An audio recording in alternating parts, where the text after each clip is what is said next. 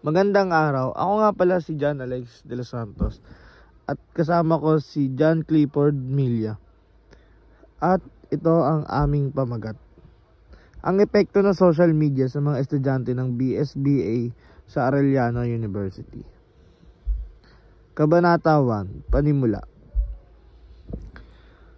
Kaligiran ng pag-aaral. Ang social media ay malaking papel sa kasalukuyang henerasyon, partikular na sa mga kabataan at estudyante.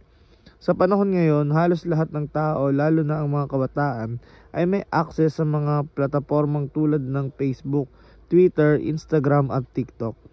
Ang paggamit ng social media ay naging bahagi ng araw-araw na buhay ng mga estudyante, kasama na ang mga mag-aaral sa kursong Bachelor of Science in Business Administration sa Arellano University.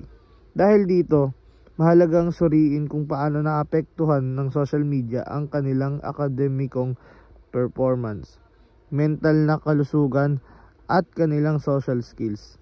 Ang pananaliksik na ito ay layong tuklasin ang mga positibo at negatibong epekto ng social media sa buhay ng mga estudyante ng BSBA sa Arellano University.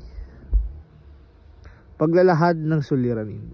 Bagamat nakatulong ang social media sa komunikasyon at pagkuha ng impormasyon, maraming mga tanong ang lumitaw ukol sa epekto nito sa mga mag-aaral, partikular sa kanilang akademikong performance, oras ng pag-aaral at pagbuo ng mga relasyon. Ang pangunahing layunin ng pag-aaral na ito ay malaman ang mga sumusunod. Una, ang mga positibong epekto ng social media sa mga estudyante ng BSBA sa Arellano University. Ano ang mga negatibong epekto ng social media sa mga estudyante ng BSBA sa Arellano University? Paano naapektuhan ng social media ang kanilang oras sa pag-aaral? Ano ang ugnayan ng paggamit ng social media sa akademikong performance ng mga estudyante? Layunin ng pag-aaral. Ang layunin ng pag-aaral na ito ay suriin ang epekto ng social media sa mga estudyante ng BSBA sa Arellano University. Tinutukoy ng pag-aaral ang mga benepisyo at hamon na dulot ng social media sa kanilang pagkatuto at akademikong buhay. Nais ding tuklasin kung paano nakatutulong o nakasasama ang social media sa pagbuo ng mga kasanayan sa negosyo at kung paano ito naapektuhan sa kanilang mental na kalusugan at social interaction. Kahalagahan ng pag-aaral. Ang resulta ng pag-aaral ay makatutulong sa mga guro, magulang at mga administrador ng Arellano University upang magkaroon ng malinaw na pangunawa tungkol sa epekto ng social media sa akademikong buhay ng mga estudyante.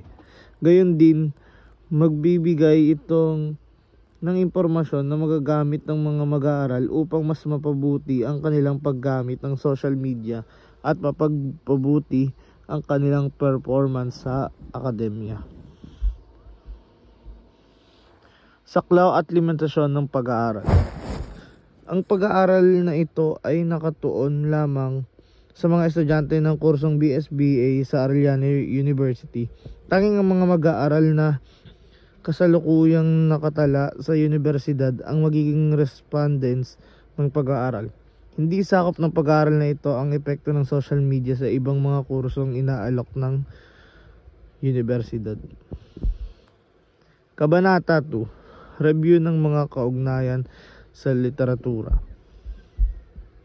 Mga positibong epekto ng social media. Ayon sa mga pag-aaral, may mga positibong epekto ang social media sa mga estudyante tulad ng pag-enhance ng kanilang kasanayan sa komunikasyon at impormasyon sa pamamagitan ng social media. Ang mga mag-aaral ay nakakakuha ng mga updated na balita at impormasyon na may kinalaman sa kanilang mga asignatura. Mga negatibong epekto ng social media. Gayunpaman, may mga mag-aaral din na nagpapakita ng mga negatibong epekto ng social media.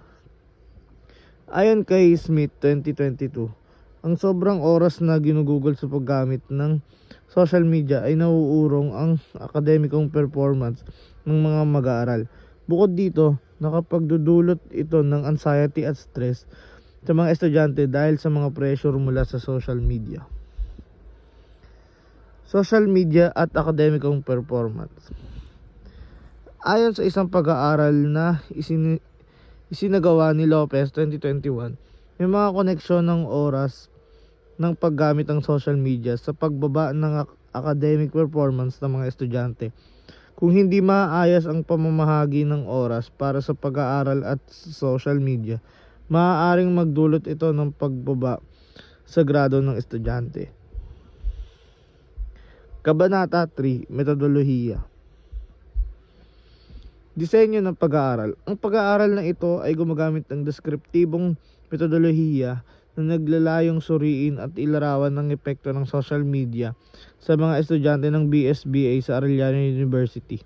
Gumagamit ng survey na may mga close-ended at open-ended na tanong upang mangalap ng mga datos mula sa mga estudyante. Populasyon at sample. Ang populasyon ng pag-aaral ay binubuo ng mga estudyante mula sa kursong BSBA sa Arellano University. Ang sample ng pag-aaral ay pipiliin gamit ang purposive sampling na may kabuuang bilang na 150 na mag-aaral. Instrumento ng pag-aaral. Gumamit ng questionnaire bilang pangunahing instrumento ng pananaliksik. Ang questionnaire ay nahati sa tatlong bahagi: demograpikong impormasyon, paggamit ng social media, at epekto ng social media sa akademikong performance. Pamamaraan ng pagkuha ng datos. Ang mga datos ay kinokolekta sa pamamagitan ng pagbigay ng mga questionnaires sa mga mag-aaral ng BSBA. Inaasahan na ang mga mag-aaral ay magsasagot ng tapat upang makuha ang tamang resulta ng pag-aaral. Paraan ng pagsusuri ng datos. Ang mga nakalap na datos ay sasailalim sa descriptive statistical analysis tulad ng mean, frequency distribution at percentage upang mailarawan ang epekto ng social media sa mga estudyante. Ang qualitative data ay susuriin gamit ang thematic analysis. I'm John Clifford B. Milia, third year BSBA major in Marketing Management. Kabanata 4, Resulta at Diskusyon. 4.1 Demographicong profile ng mga respondante. Ang mga respondante ay binubuo ng mga mag-aaral ng BSBA sa Arellano University. Karamihan sa kanila ay nasa pagitan ng 18 to 24 na taon at ang mga kababaihan ang may pinakamataas na bilang ng respondante. 4.2 Paggamit ng social media. Ayon sa mga resulta, 90% ng mga estudyante ay gumagamit ng social media araw-araw at karamihan sa kanila ay gumagamit ng Facebook, Instagram at TikTok. Pinakakaraniwang layunin ng paggamit ng social media ay para sa komunikasyon, pagpapalit ng impormasyon at libangan. 4.3 Epekto ng social media sa akademikong performance. May 65% ng mga respondente ang nagsabi ang kanilang oras sa social media ay nakaka-apekto sa kanilang oras ng pag-aaral. At 50% ng mga ito ay nakaranas ng pagbaba sa kanilang grado dahil dito. Gayunpaman, may mga estudyante rin na nagsabi na ang social media ay nakakatulong sa kanilang pag-aaral dahil sa mga gurong pang-akademiko at mga resources sa online classes. 4.4 Epekto ng social media sa mental na kalusugan. May 40% ng mga respondante ang nagsasabing nakakaranas sila ng stress at anxiety dulot ng pressure sa social media. Ang mga negatibong emosyon ay kadalasang dulot ng mga post at komento na nagiging sanhi ng self-doubt at insecurities. That's all for Kabanata 4. Kabanata 5. Konklusyon at rekomendasyon. 5.1 Konklusyon. Ang pag-aaral ay nagpapakita ng parehong positibo at negatibong epekto ng social media sa mga estudyante ng BSBA sa Arellano University. Habang ito ay nakakatulong sa pagpapalaganap ng impormasyon at komunikasyon, meron ding mga hamon na dulot nito tulad ng pagbaba ng akademikong performance at mga isyu sa mental na kalusugan. 5.2 Rekomendasyon. Rekomendasyon 1. Magpapatuloy sa pagpapalaganap ng mga responsible use policy sa paggamit ng social media sa universidad. Rekomendasyon 2. Magbigay ng mga seminar o workshop ukol sa time management at mental awareness upang matulungan ang mga estudyante.